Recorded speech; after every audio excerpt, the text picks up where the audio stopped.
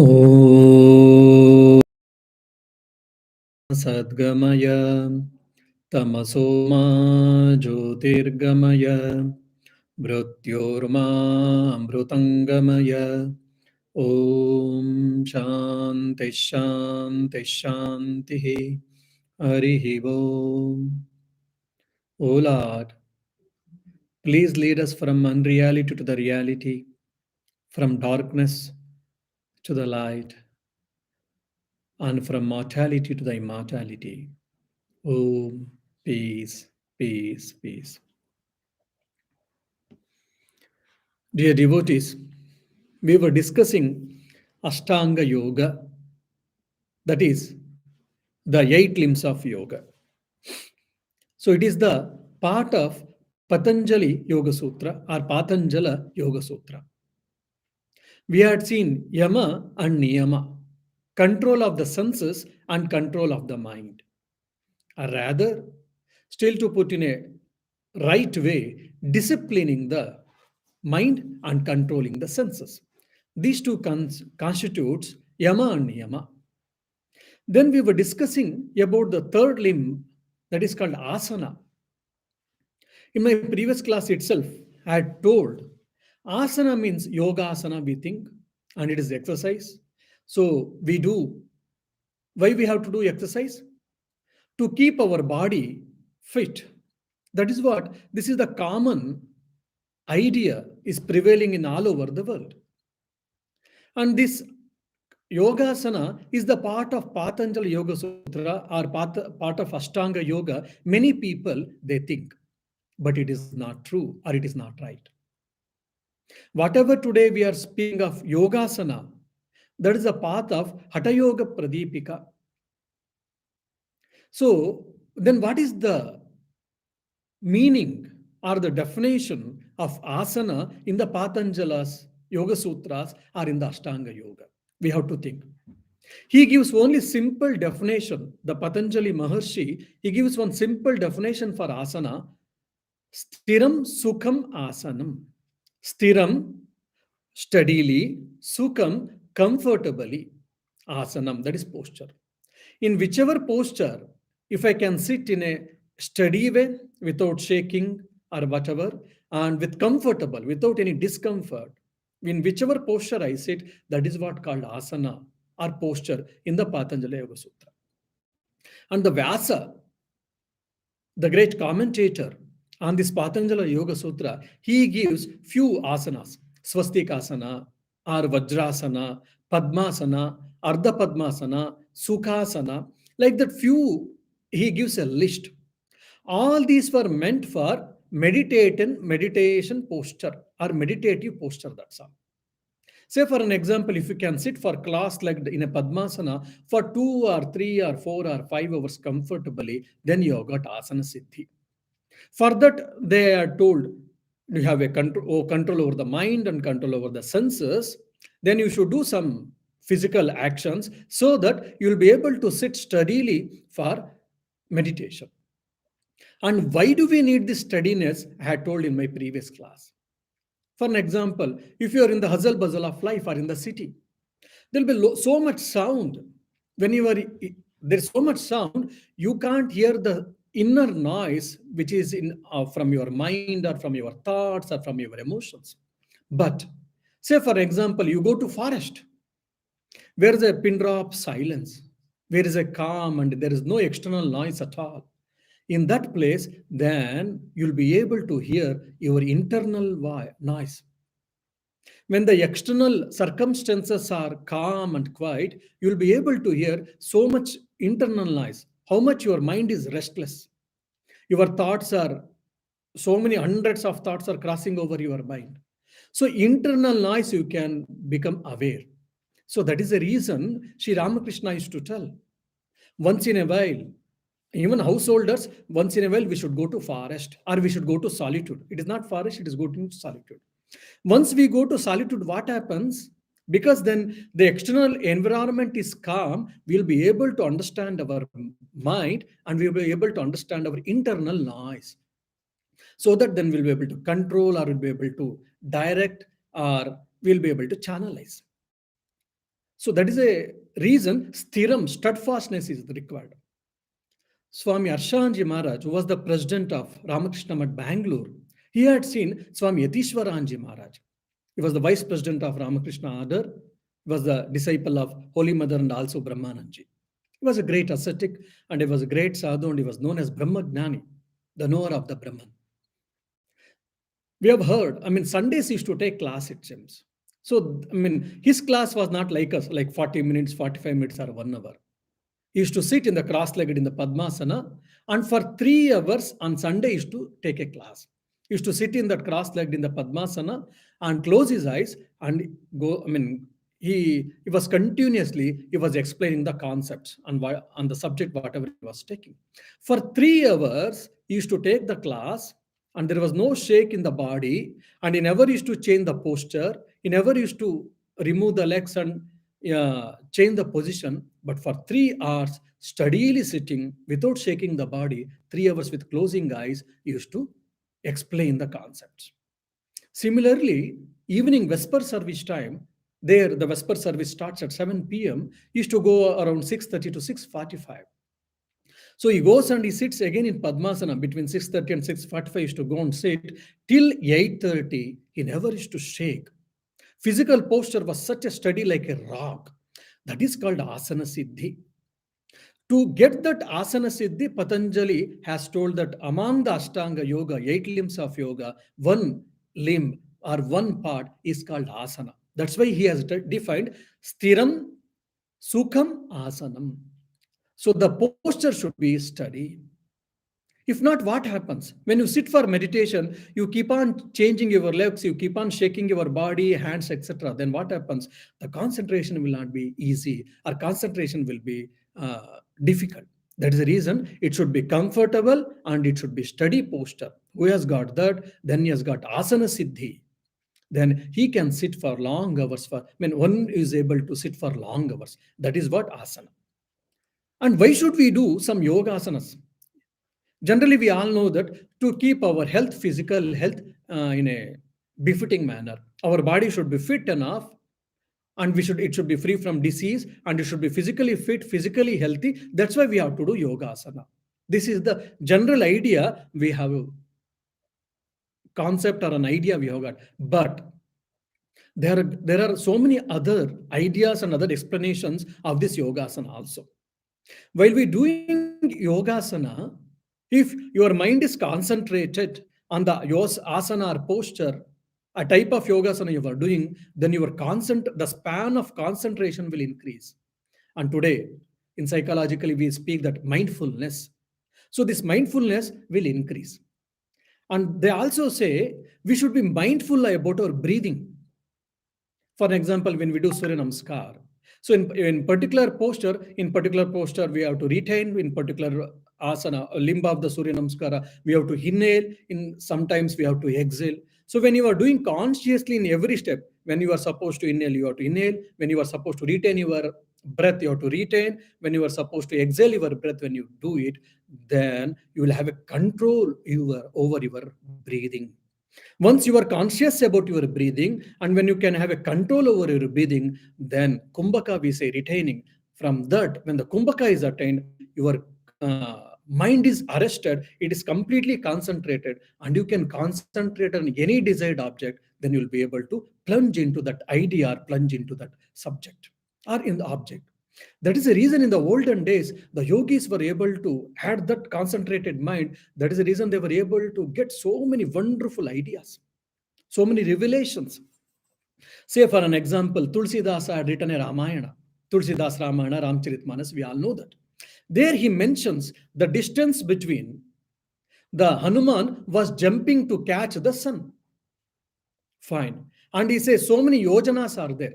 The distance between the earth and the distance between the sun, so many yojanas are there, he has told. Today we use the unit called light year. Now he is not a scientist. He has not studied astrophysics, but he was able to tell the distance between the earth and the sun. How is it possible? Because he was a yogi. His mind was concentrated, hence he was able to even speak on other subjects. Swami Vivekananda also says, when your mind is concentrated, if you put that mind on any particular object or particular subject or particular thought, the nature will reveal its secrets. So that to attain that concentration, this asana was given by Patanjali in his Ashtanga Yoga. And when we are able to do this, our thoughts are regulated, our emotions are regulated. Not only regulated, it can be channelized. When these thoughts are regulated and when it is channelized positively, then our mental power gets increased, and loss of mental power decreases. Then what happens? You will not get tiredness, you will not get morose, stress, all these things, and your productivity will increase. All these things are involved in the yogasanas. But unfortunately, we are not aware of it. So all these things we can see in the Vyasa Bhashya on Patanjali Yoga Sutra, that is Stiram Sukham Asanam. And when, even if you see, I think in previous class also I did tell about the Kung Fu. Shaolin chambers, 36 chambers, Shaolin, Kung Fu and all, especially Chinese movies we have seen, there also you see all these tricks. So it came from Buddhism, and it went from actually Tamil Nadu and Kerala. It was started when Buddhism came to the southern part. Buddhism accepted or absorbed all these ideas, and it went to Bengal. From Bengal, it went to Tibet and China and other parts of the country, China and Japan and all. So the Buddhist monks observed from the some Hindu kings. What was their intention? What was their desire to do all these things? They wanted to do all these things so that to keep their body and mind fit, so that they can spend their long hours of their time for meditation, to control over the mind, to control the thoughts, etc., etc. It started with that. Then even Buddhist monks also, they invented many things. Advanced techniques came in that, and their body had become so strong and their mind had become so strong. Many techniques that developed, but unfortunately, slowly, because lot of desires and selfishness, anything came, and the kings they encased it, and afterwards it started in using in the army, or to kill the opposite people, or to kill the enemies across the, I mean, in the army, or the towards king or ministers. All these things happened in the Chinese history, we know that. So asana is meant for to keep body and mind fit, so that we can use this wonderful weapon called body and mind to have a spiritual progress. That was the intention in the Patanjali Yoga Sutra regarding asana. Then the next is called pranayama. There's a, on the lighter side, they say, if you don't do control your prana, the energy properly, then if without proper guidance, the prana will go to yama, means you will face the death. So that's the reason pranayama we are not supposed to do simply by reading some books and all. Generally, with the guidance of proper right teacher, we should practice pranayama. And again, why should we practice pranayama? What is pranayama? Pranayama is nothing but the control of breath. Or even today in the scientific language, you want me to tell, pranayama means control of energy. Today, the modern science is telling the condensed form of energy is matter. So we have gone to the conscious. In one of my lecture, I think in Aparokshanubhuti or somewhere I've told, from consciousness, energy has come, from energy, matter has come. So whatever the Vedanta and the yoga is mentioning about prana, prana can be corresponding to the present day's energy. So pranayama means regulating the energy or controlling the energy and streamlining the energy. We have got a lot of energy. Now, when you hear such things from me, you may say, breathing we do. So we control breathe, we retain, we inhale and control and exhale breathing, all these things fine. But how can you call it as an energy? Probably if you go to Himalayas, when you do trekking Gangotri and more than that, then Tapovan. From Gangotri, it is a 21 kilometer. It is thousands of height. There, very oxygen is very less. Then you will understand how much you will feel tiredness and how much your body will become weak in that. Here in the normal ground level, easily we can walk, we run everything. There you cannot do. Myself, when from Gangotri 21 kilometers, I was trekking. When I did a trekking for this Tapovan, we understood the importance of oxygen. you get a severe headache, you get a nausea, vomiting sensation. 2 or 4 steps you keep, at some point of time will become so tiredness. After 4 steps, 4 seconds or 5 seconds you have to take rest, and again 4 steps, again 4 5 seconds rest, again 4 or 5 steps you can keep. So such an amount of tiredness you'll get because of lack of oxygen. So how the oxygen is an energy, when you go to such places, you will understand. That's the one thing. And second thing, when you control this breathing, what happens? Your mind is controlled. And your mind is controlled. So today modern science also has to, like, alpha beta units. When you do more and more meditation, when your mind is steady, the cycles become elongated. When the cycles become elongated, the loss of your mental energy gets minimized, so that your mental energy is stored. If it is so, then you can do many things. Your productivity, it gets increased. All these things are possible by this pranayama. And Swami Vivekananda gives a beautiful example. Once a minister was, for some reason, one minister was put under jail. He was put under bars for some reason. Then the wife came to know, but she was helpless. She came in front of the prison and she was gone crying bitterly. What did happen for my husband? Then he started telling, you wait till, he gave a signal, you wait till evening. Then she waited and she came back again the evening. Then he said, while coming, you bring a chameleon, so I mean a chameleon, then honey, then a thread, then rope. She didn't understand, but anyhow, since he told, she bought. So at the tip of the thread, she had tied a chameleon, and a thread was left. And the tip of that chameleon or some bird or a bee, honey was applied. So to take that honey, the animal or the reptile was going further. The thread was tied. Because of that, thread came near the minister. When the thread was on the down, and the one side of the thread was down, on the other side of the thread was minister, he asked, now you tie the bigger thread. Then he started pulling it. Then he asked, now you tie the rope. Then she tied the other end of the thread, a bigger thread. She tied the rope, and he was able to get the rope. And with the help of, rope, he came down from the prison. He came down, and afterwards, both of them, they went away. So from the thread, he was able to bring the rope from such a low distance, probably a few thousand feet down was there. From there, he was able to bring. Why? Because of just a simple thread, he was able to bring the rope. Swami Vivekananda gives this example, and he says, this is the power and efficacy of pranayama. It looks like our breathing. Simply we speaks of breathing, but it has got tremendous power. By this, we can achieve many things. And many people, they do not know, though we have got both nostrils, left nostrils and right nostril, we don't breathe from both the nostrils. Only yogis, or whose mind is very steady, they only are capable to breathe from both the nostrils. Either we will be uh, marginally we will be breathing from either the left nostril more, or from the right nostril. Again, by that, what happens? When, for an example, from left nostril, if it is more, then Chandranadi will become active, and if it is on the right, then Surya Nadi, it will become active. That then cold, heat, so many things are side effects are there of all this. If you have to have equilibrium in your health, and equilibrium, all of this in Ayurveda, Vata, Kapha, Pitta, all these things, it comes. If it has to be equal, then the Surya Nadi and Chandra Nadi has to be balanced. When it is balanced, your energy is balanced, and your health is balanced, and your mental capacity, mental frequency is also balanced. Then by that, afterwards, slowly, Kumbhaka, Rechaka, and so many other advanced techniques are there in pranayama. By doing this, then even Sushumna Nadi can be opened. Pranayama, controlling the breath, that's all we feel, we say, but this controlling the breath, Chandranadi and Surya Nadi, which we have got both up, for everyone it has got, and for everyone it is active.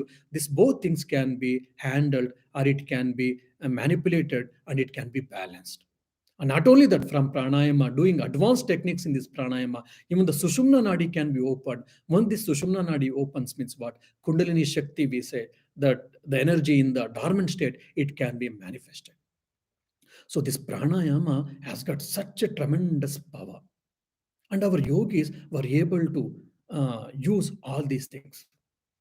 And more than that, at least in Patanjali, he discusses by doing pranayama properly, regulate in a regular way, you can control your mind. You can control your restlessness of the mind. And while doing pranayama, the Patanjali or the Vyasa tells you can increase your God's presence. I mean, in pranayama, sagarbha or sabija, or nirbija or agarbha or nirbija, there are two types is called. I mean, at the broad canvas, broad classification. While you are doing pranayama, if you utter pranava, or if you utter Gayatri mantra, or if you take the any bija mantra, or if you take the Lord's name, and if you do the pranayama, you inhale and exhale or retention, then it is called sagarbha or sabija pranayama. But you are doing pranayama, but you are not taking any, pranavas found Omkara or Gayatri mantra or any deity's name or any bijakshara like Om, Aim or Reem or Klim or whatever. Then it is called Agarbar Nirbija Pranayama. This is a one thing. And according to the scriptures, a simple pranayama has got three formulas established 1:1:1 ratio.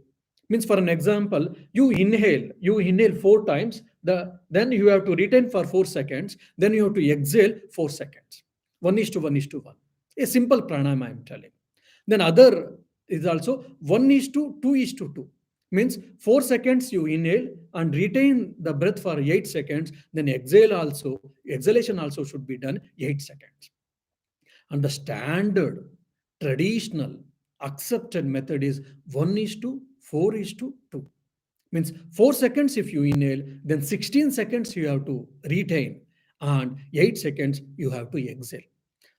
So once this is a generally anuloma viloma pranayama. We say we have to start from the left nostril, four times you inhale, and 16 times you have to do, and 8 times you have to exhale from the right nostril. Again, you start from the right and repeat it and exhale from the left nostril. And again, you start from the left nostril and again you exhale from the right nostril. This 3 times if you do, that is called one cycle. So according to Patanjali and Vasa, in the beginning, we have to do this for 10 cycles, 1 month, first month. Then second month, you can do 20 and 30, 40, you can keep on increasing based on your interest, based on your intensity of sadhana, based on your availability of time, all this. By doing all these things, what happens? Your mind is concentrated, mind can be regulated, mind can be channelized, and lot of powers of the mind can be attained by doing all these things just by doing pranayama. Then, if you see Hatha Yoga Pratipika, by doing pranayama, you can clean your intestine from there are baths called Kapala Bhati and all these things. From that, lot of your diseases can be cured.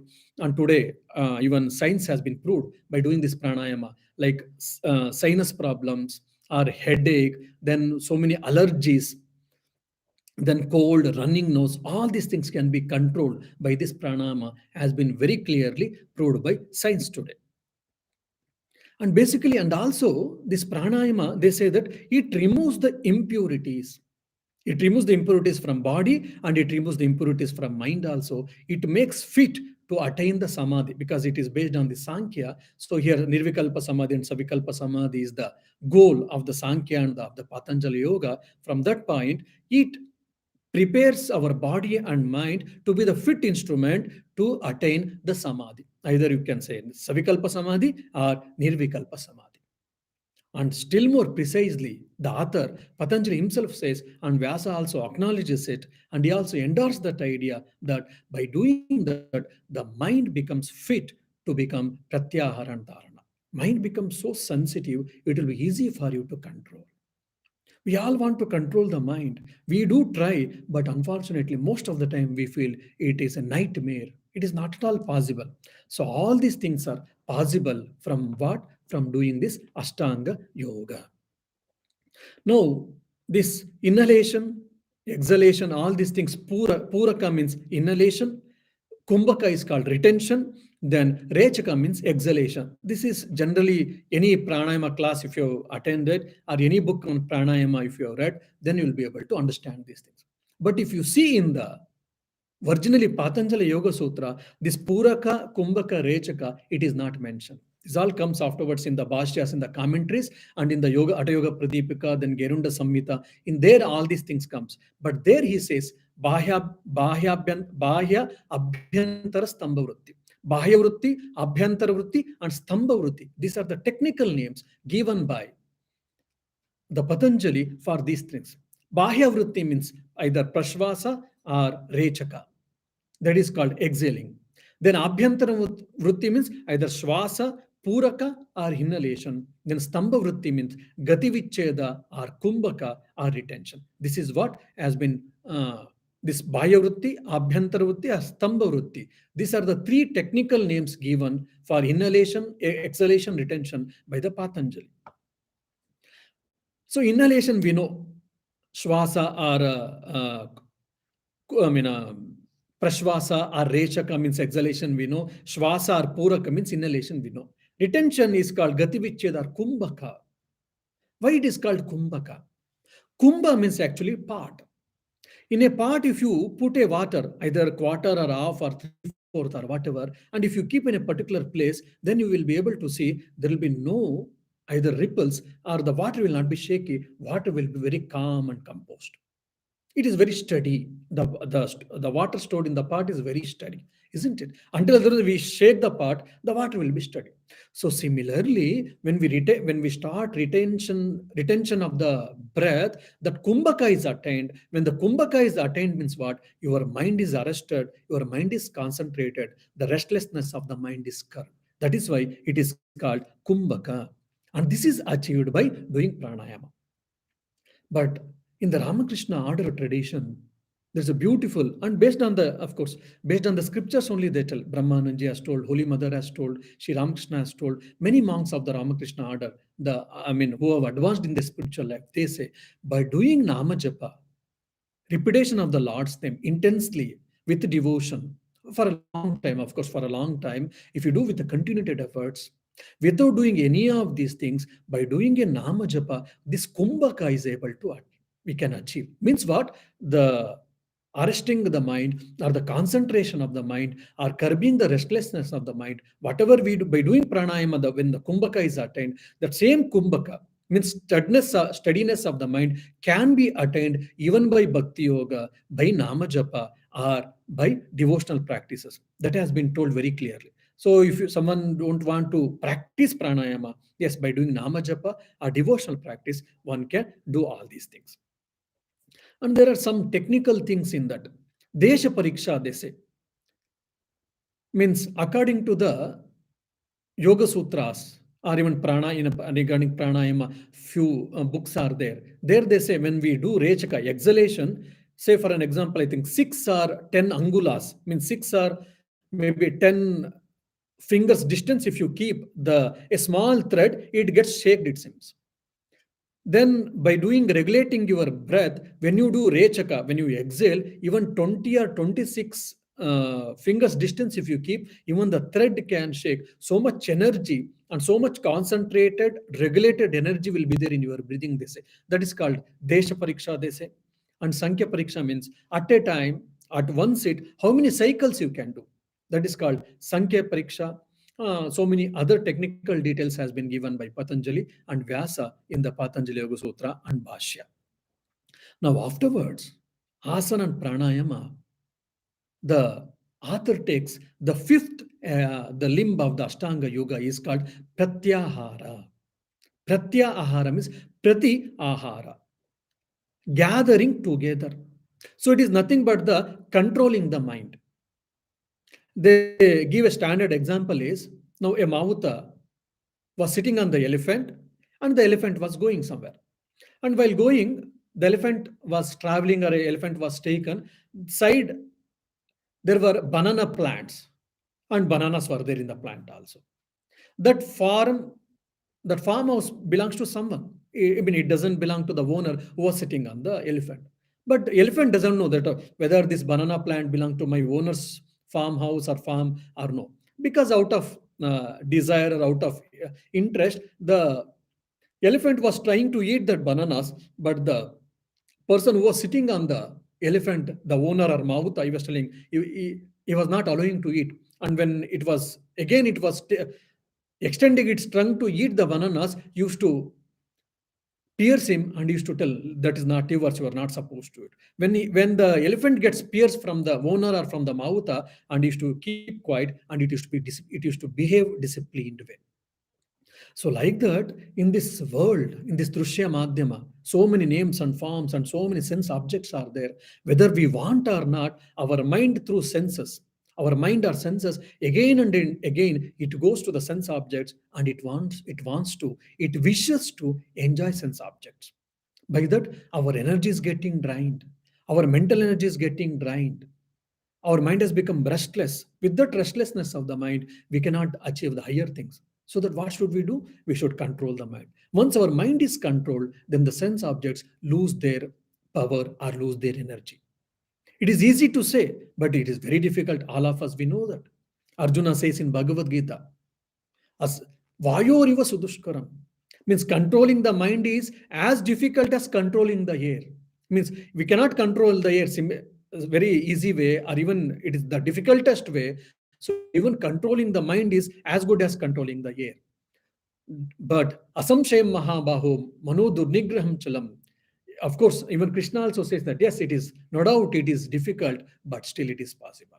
How it is possible? By pratyahara, it is possible according to Patanjali. So whenever the mind or the senses go towards sense objects, if it is not desired and if it is not proper, if it is not ethical or moral, immediately we should withdraw our mind or withdraw our senses from the sense objects. How many times? So many times your mind and senses goes. So many times you have to withdraw your mind and senses from the sense objects. So it went, again you bring back. Again it went, again you bring back. It keeps on going, you have to keep on bringing. So this is called pratyahara. There's a beautiful story in Swami Shardanji's life. Who has attained pratyahara and dharana? What happens? Swami Shardananji, he was the apostle of Sri Ramakrishna.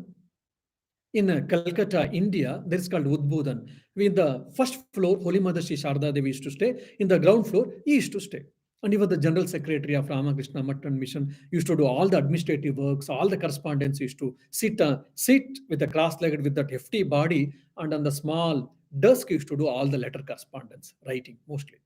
And along with that, he wrote Sri Ramakrishna, the great master in the Bengali, also Ramakrishna Lila Prasanga or whatever. Once, some young novices or the young monks, they were chatting. They were chatting and they had a hearty laugh and they were laughing loudly. Yoginmar Gaurima, the disciple of Sri Ramakrishna and Holy Mother, they were the attendants of Holy Mother Sharda Devi.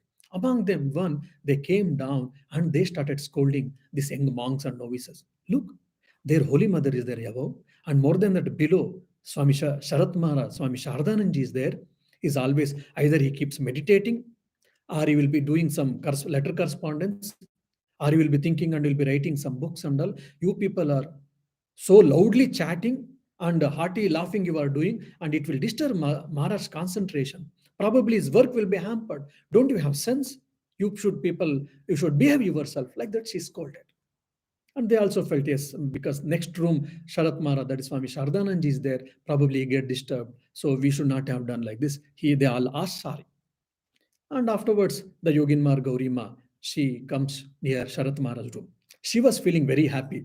Okay, I've done a good work, and Sharat Maharaj will say that, yes, you have done right thing. Like then, when she comes and she narrates the whole incident, Sharat Maharaj laughs and he says, look, I have given instructions to my mind. See, this is the time where I am supposed to do writing.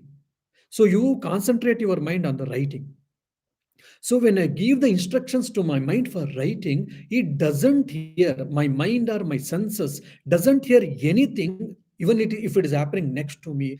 So hence, even the young novices or the young monks, they were chatting and they were discussing loudly, or they were having a hearty laugh. I was not aware of it. So this is the power we can get. And this we have seen it with many senior sadhus. And once I have seen even in Alsur, where I joined in Ramakrishna Math, Alsur, Bangalore. He had called 3-4 young chaps, young students, maybe 8th grade, 9th grade students, and he had taught some harmonium music and some talam, kanjini. Kanjini is some making metallic sounds, blam, like that. And it was around 2:33 p.m. I was going to temple, and these people were doing, some children were playing music, and in his room only, music, and some people were playing this kanjani, and they were practicing music basically. I heard this. Then I thought probably Maharaj is not there. That's why reason they are following. Then after 4:30, when I met that young students, I asked, Maharaj was not there. You were practicing harmonium and this talam in his room. They said, no, Maharaj. Maharaj was there. Swamiji was there only. Swamiji was there. That is his rest time. Then you people should have a sense. If you practice harmonium, if you, doing this Kanjani practice, then how can he take a rest? How can he have a small nap? No, Maharaj, he taught us and he told us, I will have my rest and you continue. And he slept for half an hour or 40 minutes. He had a small nap and he got up and then he went for bookstall for his work. Then I kept quiet. Then I said, okay, probably he has allowed the children to practice because otherwise they may not practice probably. But his rest probably will not have a rest. Simply he might have lie down for half an hour and he might have got up and went to the bookstall. Then the same night, when I met him, I asked him, Maharaj, during rest time, the children were in your room. I heard that and they were practicing music. Then how can you have your rest? Then I said, why? What is the problem to have my rest? I mean, they are not disturbing me. Then I said, they are not disturbing you? And the room is so small. I mean, even two more people, if they come, you cannot go there. I mean, they cannot stand there. Such a small room. There you are sleeping, and the two boys are playing. One is playing harmonium, the other is playing kanjani. Metallic sound will be there, and I'm able to hear below near temple. And you say that you didn't get disturbed and you had a small nap or whatever rest afternoon. He said, yes, I could have. Then I asked, how, Maharaj? Because no, see, when the before I go to rest, I have allowed the children to play harmonium and the kanjani. They'll be practicing, there will be sound. Oh my! Now this is only half an hour I give a rest for you. If you want rest, you have to take rest. Otherwise, I'll not give.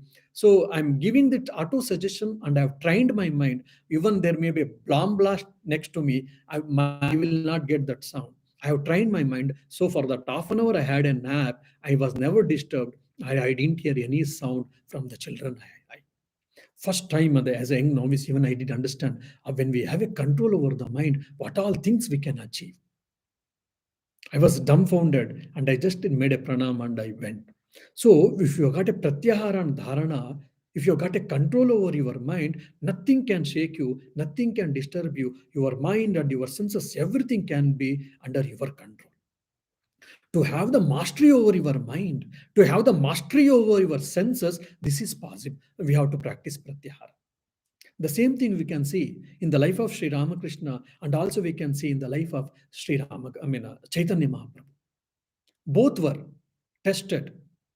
How to understand that I have a control over the mind, or how to say that I have realized. They say that you open your tongue, on the tip of your tongue, if someone puts a sugar, the sugar should not melt. If sugar is not melt, then you can understand that you have got a control over your mind and senses, or you are a realized person. Imagine the moment we use the word sweet or sugar or jaggery, immediately we get saliva and we swallow. And if someone puts a sugar at the tip of our tongue, what happens? Unknowingly, just in fraction of seconds, it gets melt in all our cases. But in their cases, even 2, 3, 5 minutes you leave, doesn't happen. It will be dry only. If someone, if they blow, even the sugar will spell out or it will fall off. Why? It will be dry. That means they are able to control their mind. They are able to withdraw their sense organs, the tongue sense organ from the tongue. That's the reason there will be no sensation. Even if they put sugar will not melt. That we have seen, we have witnessed or we have heard in the life of Sri Ramakrishna or in the life of Chaitanya Mahaprabhu. That is possible when you practice pratyahara. When you have got established in pratyahara, these things are possible. I think in Swami Turyananji Maharaj's life also we have seen. He wanted to be operated. It was a major operation in those days. Then he said, I don't want anesthesia. Either Trigunatitanji or Swami Turyananji, who was the apostle of Sri Ramakrishna. He said, I will not take anesthesia. Then they said, Swamiji, there will be terrible pain for you. He said, never mind, you tell me, I will withdraw my mind. From that part, you can do the operation. Initially, the doctors didn't agree and they had a hard discussion, hard debate. He said, finally, yes, it is my decision. It is my body. I have taken decision. You have to do it. Then out of respect towards a monk, they did. And for their astonishment, the operation, before starting operation, they told Swamiji, we are operating now. We will have a cut on your back or some part of the body. He said, just a minute. And after a minute, he said, you can do it. And he was conscious enough, and it took for maybe 1 hour or 2 hours. The whole operation happened, and he never cried, and he never screamed, and never shouted that I have got a pain. The whole operation went on without anesthesia. And it was a great miracle for many of the doctors. Then after a day or two, the doctor came. The doctor came and he wanted to now dress the wound. So he went and he touched the portion. Immediately, I think Turyanjar Tiguna shouted loudly, oh, so much pain, pain, pain. The doctor was dumbfounded. He said, Swamiji, for 2 hours we did operation and you kept quiet. And now just I am removing the bandage. Just I wanted to remove the bandage. Just I touched. Now you were shouting that pain, pain. What is this? Such a difference in your reaction. Then he said, look, that during operation you were told, I had withdrawn my mind from that part of the body since there was no sensation. But now you never told me. If you had told that now I'm going and I'm removing that and I will redress the bandage, if you had told, then I would have withdrawn my mind, then nothing would happen because my mind is there, my sensation is there. That's why I shouted. Then doctor said, okay, Somji, I'm doing it. Then he said, wait for a minute, and he withdrew his mind. Then he did everything and there was no sensation. Such a power we have got with our mind, with our senses, with our breathing, all these things. If we get a control over the mind, we can have a play, we can have a fun. But unfortunately, most of us, we are all slaves of the mind. We are not able to have that type of fun. And by doing pratyahara, we can have this type of fun, what all the great people they had. So why should we do pratyahara? It is because of controlling the mind, gathering the mind. For example, concave lens and convex lens, we all know that. What happens in concave lens and what happens in convex lens. In convex lens, we know all that it converge. So for an example, a piece of paper you put in the outside, there's a good sunlight, scorching sunlight. Or in Ireland, if you say that it is a summer, we feel, oh, so it is so too hot, we remove most of our dress, just will very thin dress will be using and will be going here and there. And you throw a piece of paper, nothing happens. But if you you bring a convex lens and you just concentrate on the piece of paper, in no time, or in just maybe a minute or two, it catches the fire. How?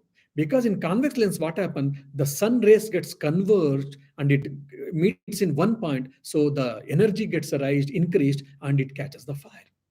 So similarly, from pratyahara, what happens? Your minds gets concentrated. It gets converged at single point. With that concentrated mind, you can achieve many things.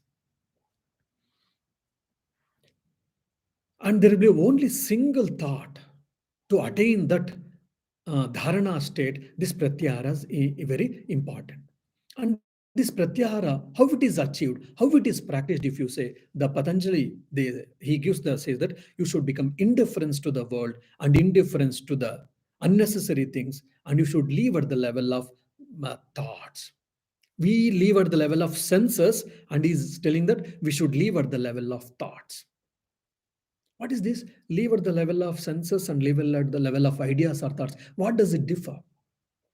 Probably I should give an example, then you'll be able to understand. By this, I will end my story. There was called Vachaspati Mishra. Vachaspati Mishra was one of the renowned philosopher in India.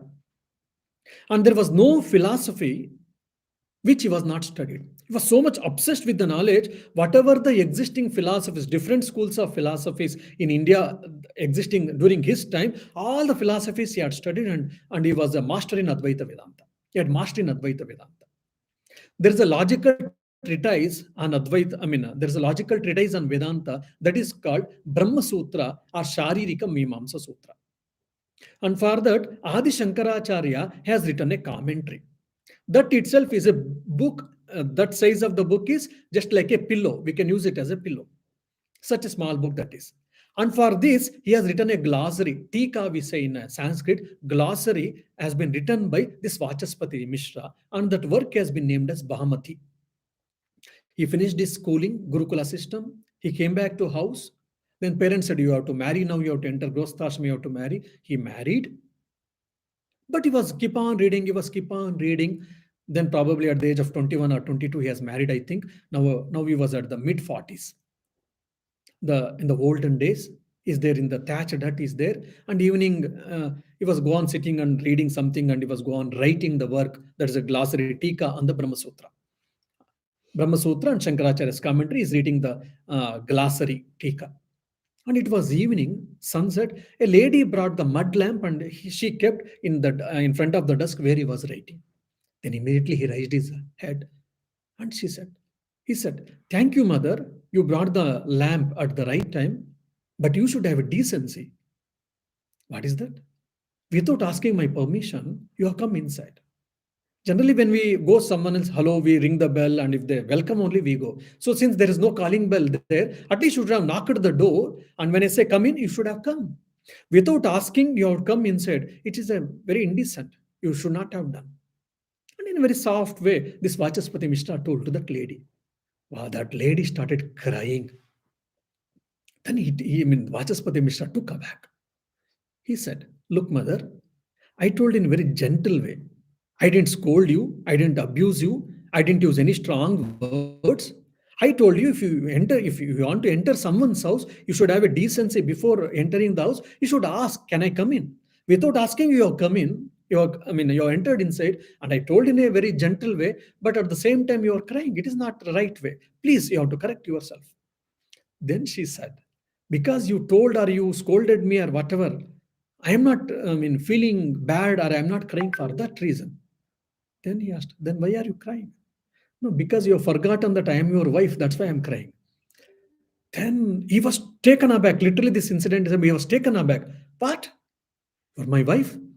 He said, "Yes, 20 years before you married me."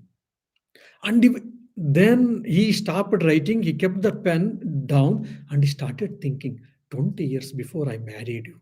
It took him probably 2, 3, or 5 minutes to remind that, okay, 20 years before he has married. Yes, now he understands. Yes, I married.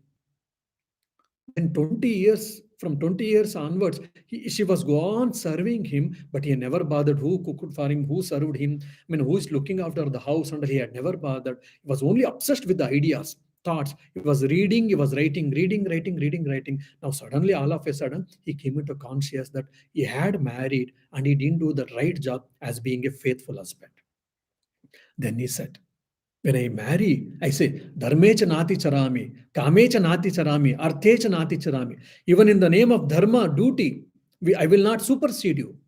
In accumulating wealth, Arthecha means in accumulation of wealth, means wealth is not only money, either property or anything. Accumulation of wealth, we shall not exceed each other. We shall have a mutual understanding, that means. And Kamecha, in fulfilling any type of desire, I shall not supersede you. We will have a mutual understanding and we will lead our life. This is what the oath is taken by the bridegroom. I took the oath, but unfortunately, I had so much interest, obsessed with my studies, I forgot my duty. I didn't do my duty properly. Please excuse me. I beg pardon or I apologize you. Then she said, okay. Because as a faithful wife, she did her work, but as a faithful husband, he didn't do his work.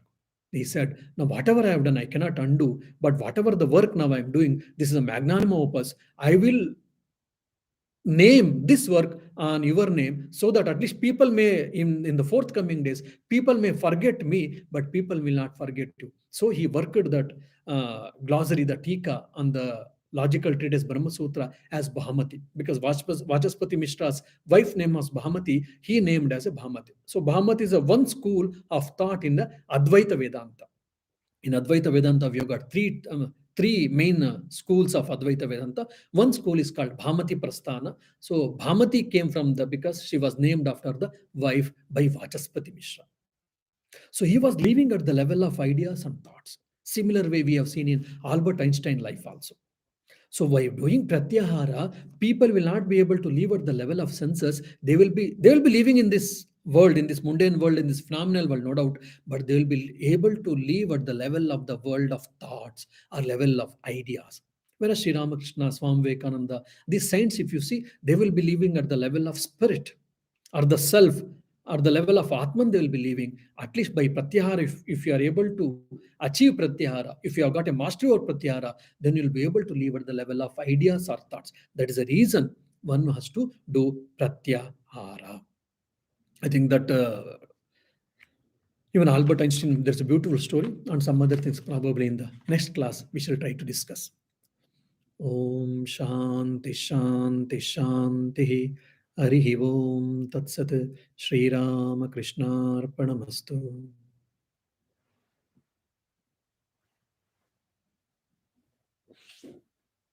So, is someone has asked a question: is fasting a way to practice pratyahara? That is one of the spiritual practice. By doing fasting, actually upavasa. The meaning of upavasa is upa is near, vasa means staying, staying near. If you can stay near God, if you can stay near self, yourself, that is called upavasa. Then why they control the food? Because if you eat food, what happens? Your mind and body becomes restless side towards it toward, just like I tell in the lighter side. If Madhya Pradesh is active, then Uttar Pradesh becomes inactive. So just to have a control over your body and mind, control about your tongue, control about desires of eating all these things. If you do fasting, it helps in the spiritual practice. Of course, fasting is also a way to mastery or to have a over pratyahara, but that is not the only way. And too much fasting is also not good. Madhya Pantha should be followed.